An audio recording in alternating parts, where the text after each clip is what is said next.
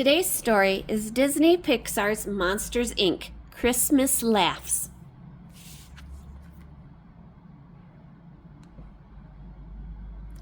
The monsters of Monsters, Inc. are struggling to collect enough laughs because the kids had gone on a holiday. With only hours until the lighting of the Monstropolis Christmas tree, will Mike and Sully come up with a plan before it's too late?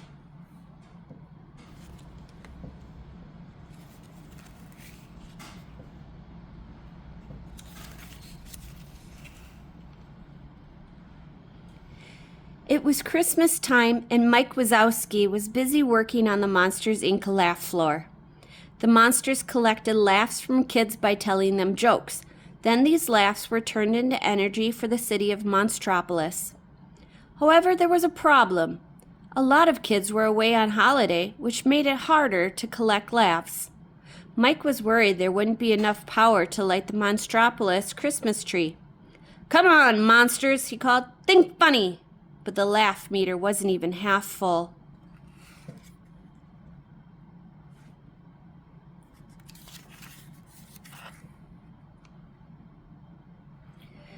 Just then, Sully, Mike's best friend and president of Monsters, Inc., showed up. "How's it going, Mike?" he asked. "Fine, fine," Mike answered nervously. He didn't want Sully knowing they were running short on laughs. Sully looked over at the laugh meter, but before he could say anything, Mike guided him towards the door. The monsters worked even harder at being funny. One monster even juggled 7 plates and spun another on his head. The kid watching him broke into giggles and clapped wildly. The laugh meter quickly filled up.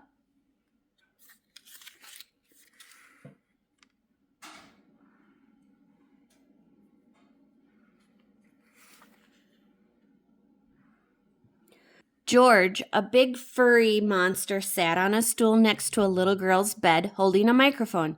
"Hey, is this thing on? Hello?" George said, tapping the microphone. "Good. Why did the monster eat a light bulb?" "Why?" the child asked. "He needed a light snack." The little girl roared with laughter, and back on the laugh floor, Mike watched the meter grow steadily. "We might actually make our goal," he said hopefully.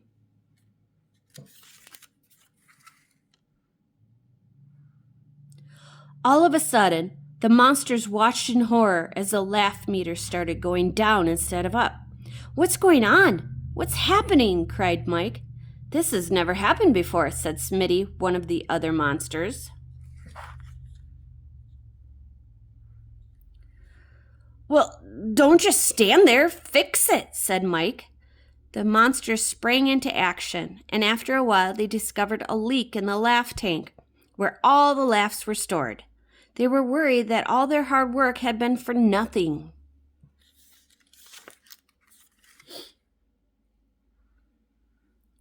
"Ho, ho, ho," came a cheerful voice. Mike looked up and saw Father Christmas walking onto the floor. Then he realized it was Sully dressed in a Santa suit. "I'm just getting into the Christmas spirit," Sully explained. But then he noticed no one else looked very festive. "Looks like I'm the only one. What's going on?" Mike explained the problem, but assured Sully that he had everything under control. "I'm sure you do, but I'm going to see if there's anything I can do to help," Sully said to his friend.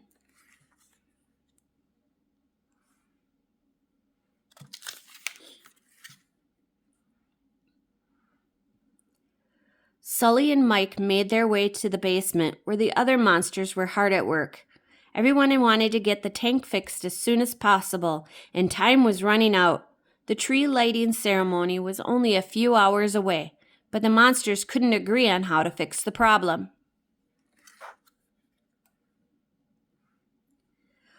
"One of the pipes that lead into the laugh tank has burst," explained Smitty.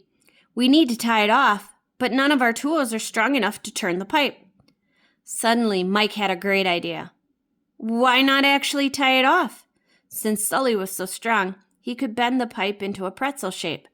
Mike stood next to Sully to coach him, and sure enough, it worked. The pipe stopped leaking.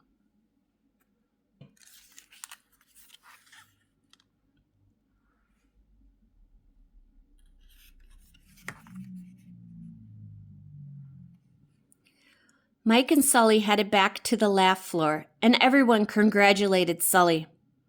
Mike wondered why no one was thanking him. It had been his idea, after all. But there was no time to think about that. "We're back up and running," he announced. "Let's make some laughs." All the monsters got to work. They knew they'd have to work extra hard to make up for all the lost laughs.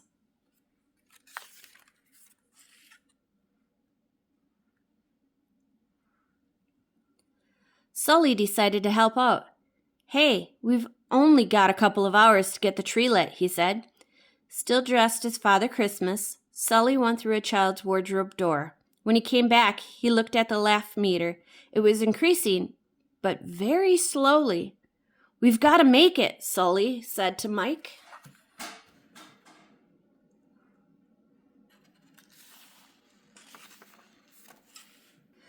Finally, the laugh meter was back where it had been before the leak, but time was running out. Then Sully had an idea. "The only way we're going to make our laugh quota is to get some really over-the-top laughs." He continued, "We need a special kind of monster, one with perfect timing, star quality, a natural at comedy, a one-eyed sensation." Mike realized what Sully was trying to do. "No, Sully, absolutely not." "The Christmas tree lighting is half an hour away," Sully told him. "Come on, Mike. The whole city is depending on you." That was all Mike needed to hear.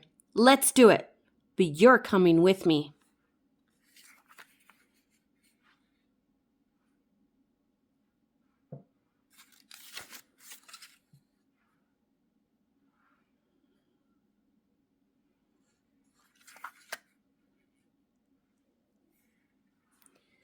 Together they went through a door. Sully still dressed as Father Christmas, and Mike dressed as an elf.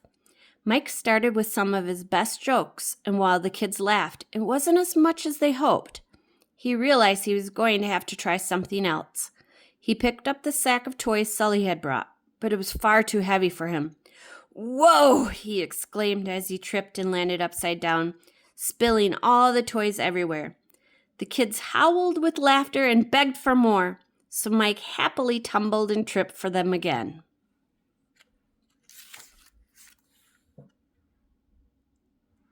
Mike and Sully made it back to the laugh floor to watch the laugh meter hit its limit. Later at the tree lighting ceremony, Sully leaned over and whispered to Mike, "You did a great job. Thank you." Mike smiled. "You know what I always say? Funny doesn't grow on trees. When you got it, you got it. And I got it." Sully laughed. He was happy Mike had it and shared it. It was going to be a bright Christmas after all.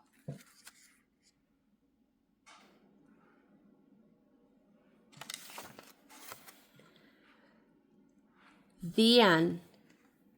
See you next time. Bye.